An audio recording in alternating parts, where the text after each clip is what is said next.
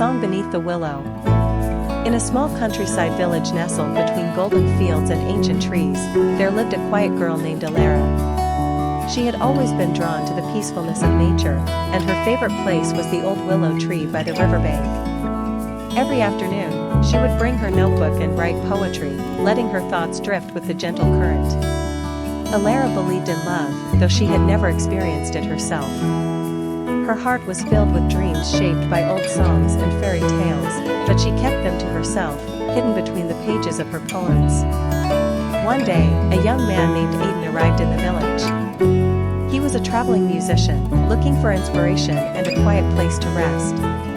The villagers were kind, offering him shelter and food, but it was the sound of a soft melody one afternoon that led him to the willow tree, and to Alara. She was sitting on a rock, humming a tune that seemed to float like mist. He didn't speak at first, afraid to disturb her. But the next day, he returned, with his guitar. He strummed quietly, and she looked up, surprised. They exchanged smiles. From then on, music and poetry became their shared language. Every evening, they would meet under the willow tree. He played, and she read her poems. Words and melodies wove together, turning into something magical neither of them had ever known. As the weeks passed, they grew closer. Aiden told her of his journeys, the cities he had played in, and the loneliness that often followed him. Alara shared the world she had built in her mind, her fears of being too simple, too quiet for anyone to truly see. But Aiden saw her. In her silence, he found calm. In her words, he found truth.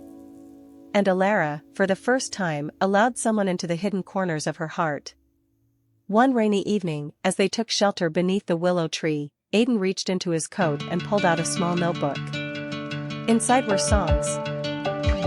Dozens of them, all inspired by her. "I was always searching," he said, "but I didn't know what I was searching for until I found you."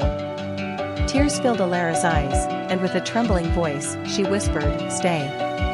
Aiden didn't answer with words. Instead, he kissed her, gently, like the rain that fell around them. He stayed. Years passed, and the village watched as the quiet girl and the wandering musician built a life together.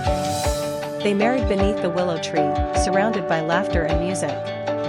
And every evening, even as their hair began to gray, they still returned to that same spot, she with her notebook, and he with his guitar. Love, they learned, didn't need grand gestures or wild adventures.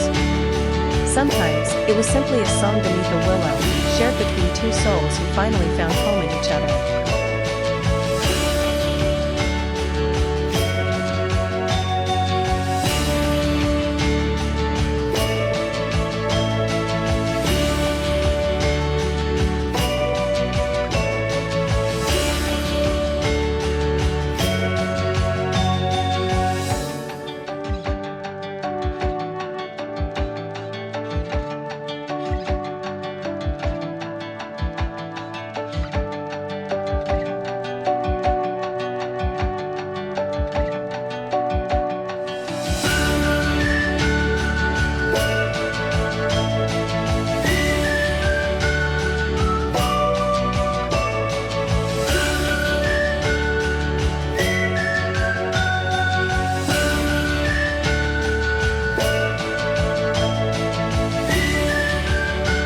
Beneath the autumn sky. It was the first day of October when Emma returned to her hometown after nearly 10 years of living in the city. The air was crisp, filled with the scent of fallen leaves and distant bonfires. She had left for college and never looked back, until now. Her grandmother had passed away, leaving behind the little bookshop by the lake. The place Emma once called home. The shop, whispers between pages, stood quietly, just as she remembered. Books lined the walls, some so old their pages whispered when you turned them. She spent her first week cleaning, sorting, remembering. It was during one of these mornings that she saw him again. Liam. The boy who once lived next door. Her childhood best friend. The boy she had secretly fallen in love with at 17.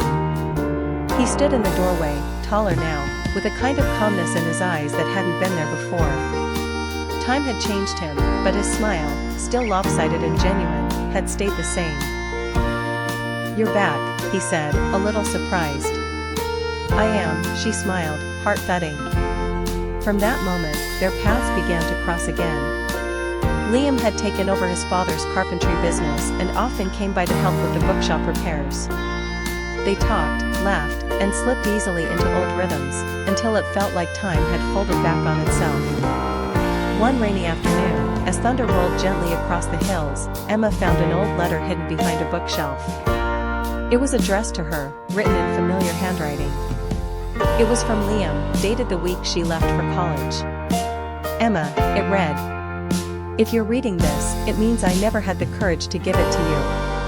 But I need you to know, I loved you. I probably always will. I just didn't know how to tell you back then." Tears slipped silently down her cheek. That evening, she walked to the edge of the lake, where Liam was fixing the old dock.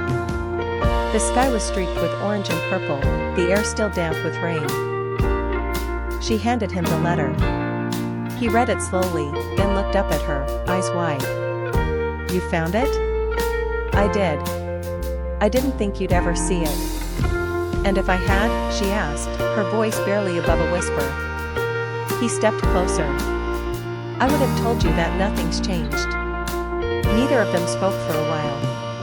The world around them was quiet, the kind of quiet that held 1,000 unspoken feelings. Then, gently, he took her hand. "I still love you, Emma." She smiled through her tears. "I still love you too." And beneath the autumn sky, they kissed, softly, like a promise long overdue.